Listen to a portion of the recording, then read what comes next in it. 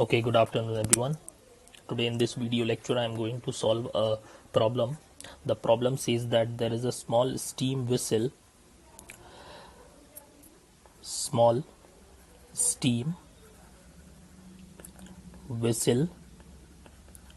perfectly insulated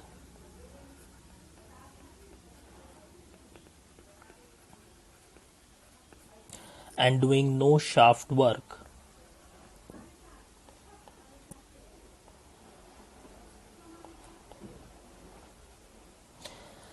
A small steam whistle which is perfectly insulated and doing no shaft work. This is the first part of the question. The second part of the question says that the steam flows inside this whistle and it exits also, and while it flows inside and it goes outside, this is a small steam whistle, there is an enthalpy drop. There is an enthalpy drop of 0.8 kilojoule per kg. That is, the steam undergoes the drop in enthalpy when it enters this small steam whistle from inlet till the exit. There is continuous enthalpy, there is continuous drop in pressure, or you can say enthalpy, which is being given in the question. The drop in enthalpy is being given in the question, which is 0.8 kilojoule per kg. The last part of the question says that the kinetic energy of steam, or you can say velocity of steam at inlet, is negligible in comparison to the velocity at exit. And the question asks us to calculate the exit velocity with which steam is coming out, the velocity of steam at exit. Now, before solving this problem, there are some important points which I would like to mention so that it will help us in solving this problem. Some important points are that which are being mentioned in the question. I will write it down one by one. First of all, the small steam whistle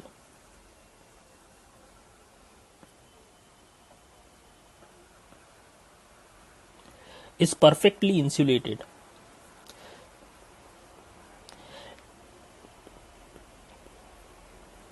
It's been mentioned in the question that the small steam vessel is perfectly insulated.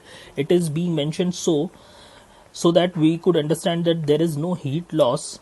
The meaning of being perfectly insulated is that the insulation is covered around the material of the steam vessel, and the insulation is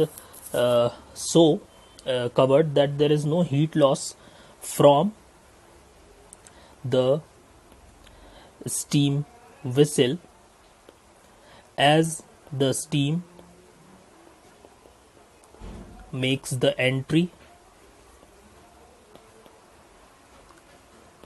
Neither there is heat gain to the steam whistle.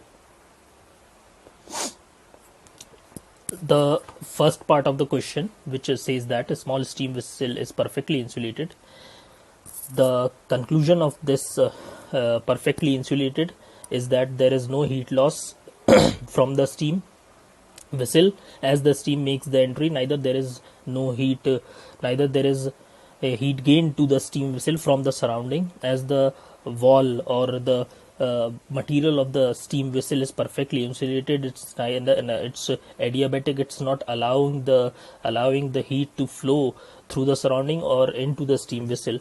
The second important point, it's being mentioned as we know that a small steam vessel, we can see that a small steam vessel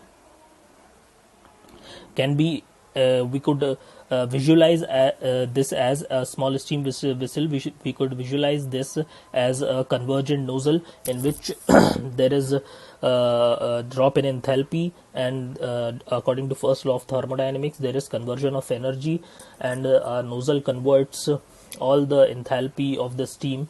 If the nozzle is perfectly 100% efficient, it converts all the enthalpy of the steam into the kinetic energy at exit. And so is in this case, there is a small steam vessel, there is energy conversion, and there is no other work, as we know that a small steam vessel can be visualized as a convergent nozzle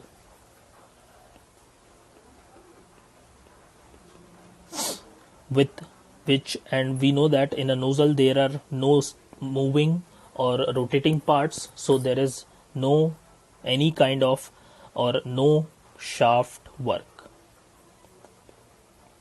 The third point which I would like to mention, and it's also being mentioned in the question, and I would like to discuss in this solution, is that their kinetic energy of steam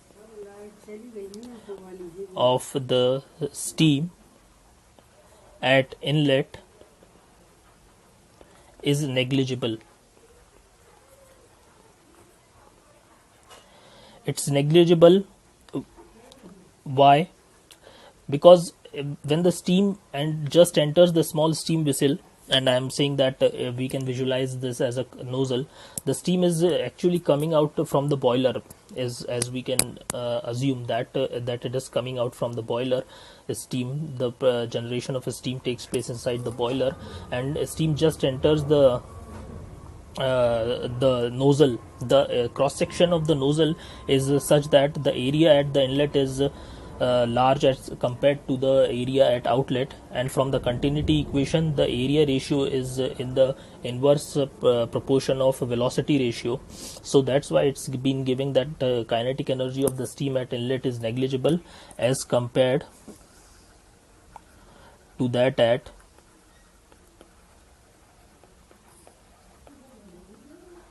exit.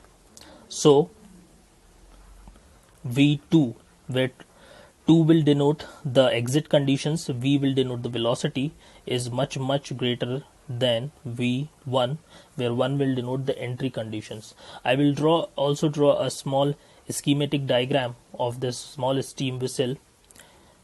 It looks like this.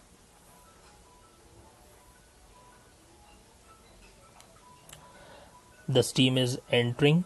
This is the point 1. Steam exits point 2. Velocity at point 1 is V1. Velocity at point 2 is V2.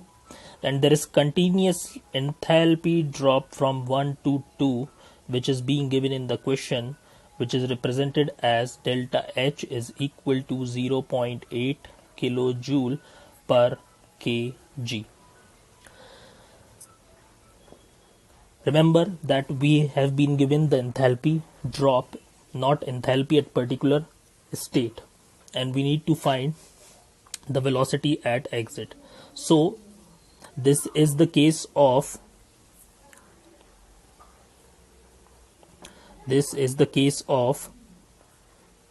an open system,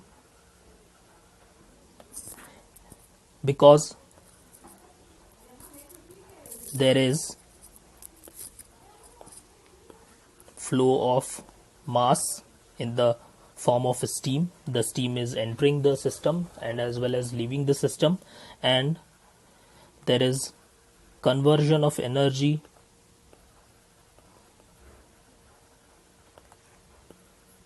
taking place.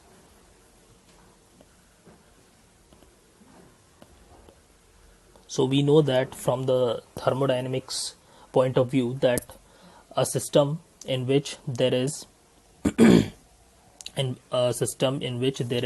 a flow of mass and there is energy interaction, the system is categorized or comes into the category of open system. And now, to solve the problem, finally we will use the first law of thermodynamics.